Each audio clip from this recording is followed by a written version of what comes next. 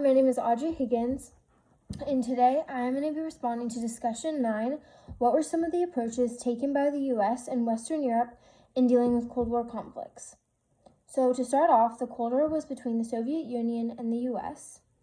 The United States had capitalism views while the Soviet Union was completely communist. Ultimately, Russia wanted communism and to expand it, and the U.S. wanted to keep communism in Russia. The Cold War was an indirectly fought war. Ronald Reagan was the U.S. president at the time and completely against communism. He was willing to do whatever it took to prevent the spread. So after World War II, each country had different approaches how to fight due to their historical past. One of the main ways that the U.S. dealt with the Cold War was through containment.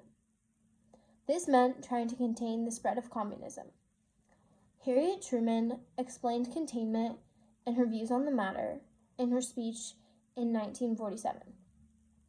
This speech contained the spread of communism and offered military advice throughout countries. An example of containment was the Vietnam War. The Vietnam War was a civil war in which the communists and capitalists were at war with each other.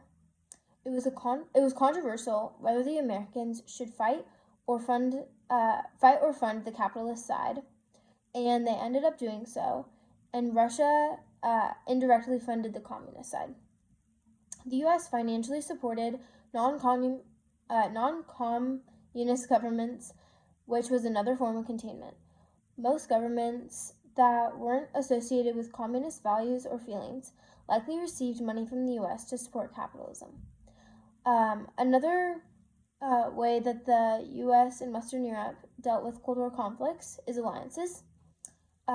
They were a huge approach that was taken during the Cold War. So the U.S. created NATO, or the North American Treaty Organization, and this supported the North Atlantic throughout the Cold War. And NATO is an extremely powerful organization today. And the Western Europeans developed the EU, which helped centralize their form of currency and created free borders and such.